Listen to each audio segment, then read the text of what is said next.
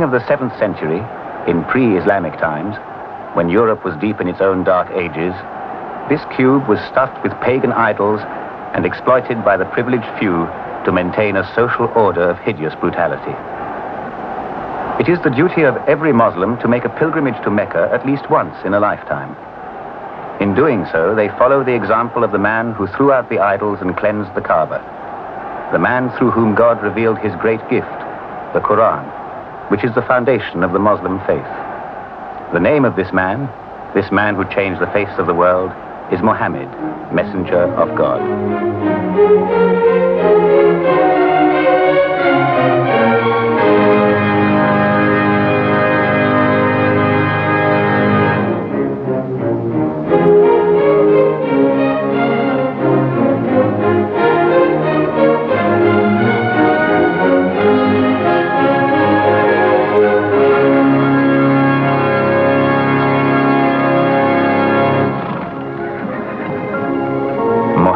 Messenger of God is now also the title of an epic film. It has not been made by Hollywood, though it draws heavily on Hollywood's technology, techniques, and traditions. Indeed, it is a film that Hollywood said could never be made. Because of the Muslim taboo against idols, Islam would never permit a physical representation of the Prophet himself. But the story of Muhammad, of the triumph of his passionate idealism over violent persecution, has now been told by a Muslim filmmaker, Mustafa Akkad. Well, I did the film because it is a personal thing for me. Besides its production values as a film, it has its story, its intrigue, its drama. Besides all this, I think there was something personal. Being a Muslim myself, who lived in the West, I felt that it's my obligation, my duty to tell the truth about Islam. Here is a religion that has a 700 million following, yet it's so little known about it, which surprised me. I thought I should tell the story that will bring this bridge, this gap to the West. Even though there were several attempts by the major studios to do a film about Muhammad, and they failed because they approached it from an angle that they were going to show the Prophet. And this is something very sacrilegious as far as Islam is concerned. They are very strict as far as showing the prophets, not just Muhammad, Jesus, Moses. They feel prophets should not be seen. But I felt I can do it because I understand the subject better and I can do it without showing the prophet. And I contacted a well-known scriptwriter, Harry Craig, who thought, like me, that it could be done.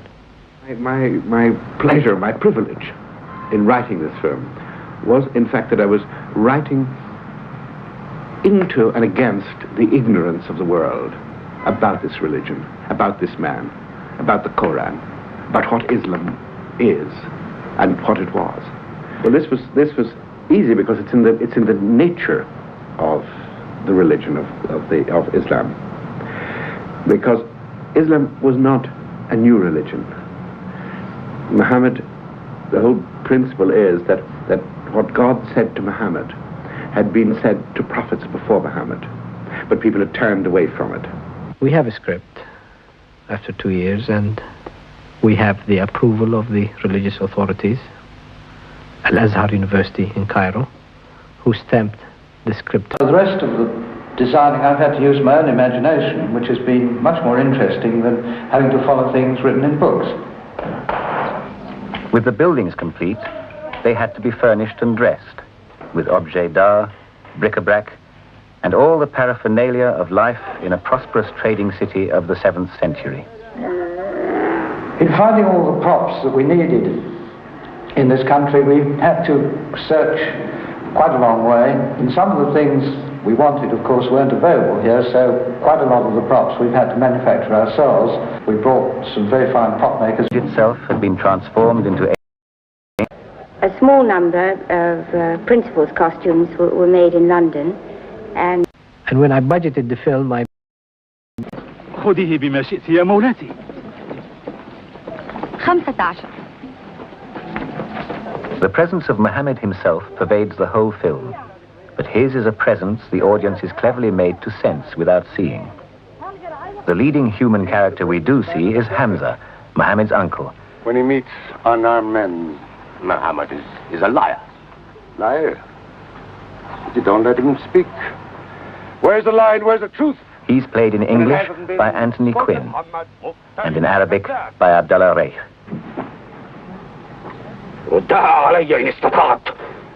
The central personality clash of the story is between Hamza and the leader of the respectable merchants of Mecca, Abu Sufyan, played by Michael Ansara, and Hamdi Reif. The conflict is fomented by the passionate hatred of Hamza by Abu Sufyan's wife, Hind, played by Irene Papas and Mona Wasif. The African slave Bilal, one of the heroes of Islam, was the first muezzin. He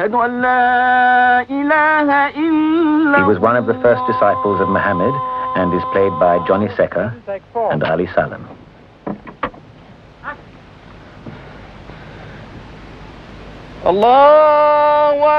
But here we find ourselves in a situation where two actors have to do the same scene, exactly the same scene, but with two different languages. They both are afraid of each other. At the beginning, the spirit of competition was there. And I didn't want them at the beginning to watch each other because I didn't want anybody to be influenced by another. I want every actor to give his own interpretation to the part. But then I found out that it was very healthy to really watch each other. And by doing so, I realized that it created such an atmosphere of cooperation. The actors were getting along together fine. They were getting together before the set and they were viewing the part. And I thought this is exactly what I wanted to do. This people, the contact of people, understand each other and getting along fine. This is exactly the purpose of the whole film. I think film acting is very difficult. I think all acting is very difficult, but I think film acting on a film of this size is particularly difficult because very easily the actor can feel remote from what is going on. Sometimes he isn't called for weeks, sometimes he does his scenes out of order, and the very size of the unit. They have broke that! Cut them loose! I said cut them loose! And give them water! And share your food! The only part that wasn't played by two actors was the part that wasn't played by an actor at all. Director of photography Jack Hildyard explains. We devised a technique in which we used the camera to move to the port of Tripoli. Now, were we to replace 300 gods with just one?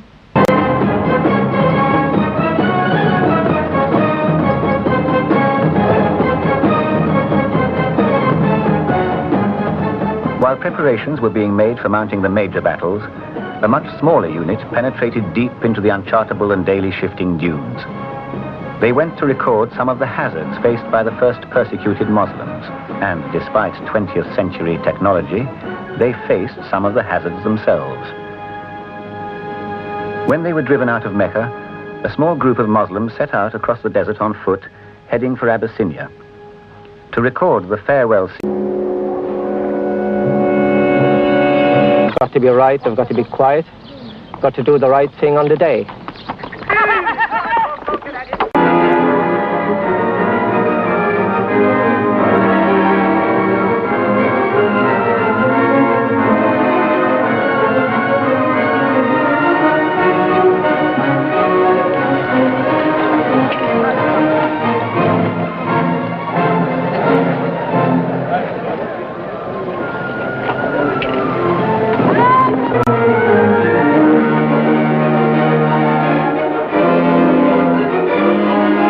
That also here you have to plan both sides of the battle. We were excited that we got the... And Maurice Jarre was the composer of the international language of both, the Martineau, to give the orchestration an appropriate Arabian quality.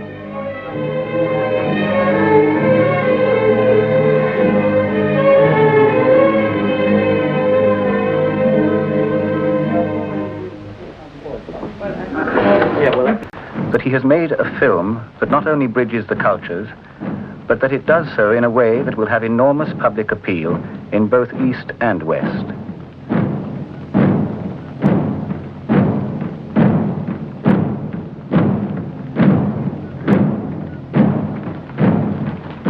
As the Muslims re-enter Mecca on the first pilgrimage, it is Bilal, the first muezzin, who climbs the Kaaba and makes the first call to the faithful from Mecca itself.